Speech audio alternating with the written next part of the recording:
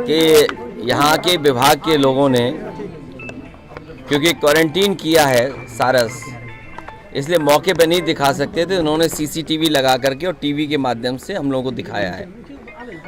मुझे उम्मीद है इसकी देखभाल करेंगे, सेवा करेंगे और उसके बाद सरकार ऐसा निर्णय ले और वन विभाग के लोगों की सूझबूझ की मदद लेकर के जहाँ सबसे ज़्यादा सारस हैं वहाँ भेजे जाएं।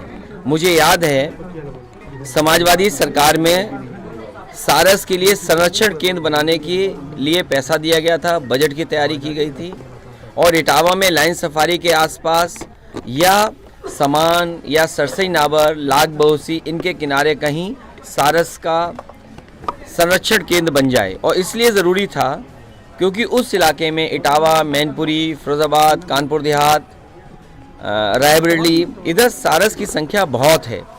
सारस की संख्या जहाँ बहुत है वहीं सारस हमारा स्टेट बर्ड भी है।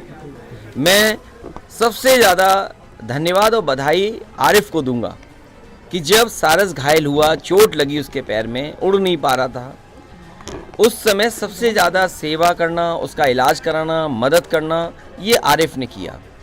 और क्योंकि आज के समय पर हर चीज़ लोग अपने सोशल मीडिया के माध्यम से अच्छी चीज़ को दूसरे तक पहुंचाना चाहते हैं, तो हो सकता है आरिफ से ये गलती हुई हो कि वीडियो बना करके और उसकी कुछ रिकॉर्डिंग कर करके लोग जाने कि देखिए एक पक्षी और एक इंसान के बीच में कैसे रिश्ता डेवलप हो सकता है। कम से कम वन विभाग के और जानकार लोगों को जो एक्सपर्ट हैं बर्ड्स में, उनको इस पर स्टडी करनी चाहिए थी कि आरिफ की काबिलियत और आरिफ की सूझबूझ ने एक सारस को अपना मित्र बना लिया और मित्र बना करके उसके साथ रहने लगा। सारस को उन्होंने कैद नहीं किया, सारस के उन्होंने आज़ादी नहीं छीनी, लेकिन सरकार सारस की आज़ादी छीनी। उसको उठा करके लेकर के पहले रायबरेली में बंद कर दिया, जब खुला छोड़ा तो वो अपने आप उड़ गया। मैं उन गाँव के लोगों का भी धन्यवाद दूंगा जिन्होंने कुत्तों से बचाया और जानवरों से बचाया और रात भर सेवा की, दूध पिलाया, पानी पिलाया, उसके बाद वापस वन विभाग को दे दिया। अब वन विभाग की और फॉरेस्ट की जिम्मेदारी है कि सारस को उसका संरक्षण करें, उसका स्वास्थ्य बेहतर हो और जो उसका नेचुरल हैबिटेट है उसमें उसको छोड़ें। और जो मुकदमे लगे हैं, जब सारस आपके पास आ गया, सीसीटीवी पे आप देख रहे हो, हमें भी दिखा दिया, तो अब आरिफ पे जुर्माना और कानून की धाराएं क्यों? अगर आरिफ पे कोई कानून बनता है कि जिसके खिलाफ, जिसके तहत कार्रवाई कर रहे हैं, तो आप पिंजड़े में बंद कर रहे हैं, उसके लिए भी कार्रवाई कर सकते हैं, उसका भी कानून है। अगर कानून आरिफ के लिए था तो कानून उसलिए भी है कि आपने कैद कैसे कर दिया। तो इसलिए कानून अगर ये कहता है तो कानून को पालन होना चाहिए।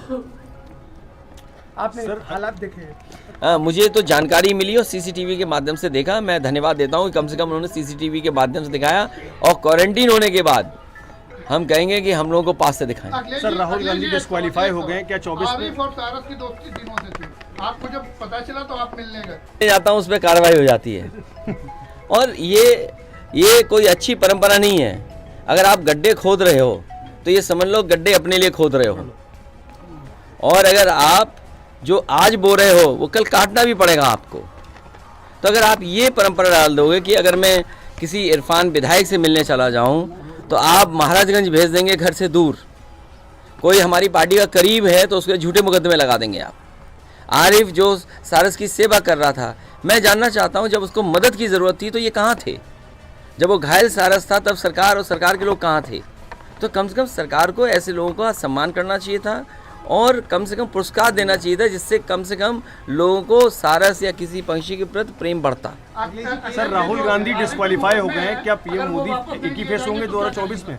देखिए ये साजिश षड्यंत्र बड़ा है, इसलिए आप समझदारी से काम लीजिए। रीजनल पार्टियां लगातार मुकाबला कर रही हैं बीजेपी का, और बीजेपी से मुकाबला करने के लिए स्वतंत्र है कांग्रेस या अन्य दल वो किस रूप में किसके साथ खड़े हैं।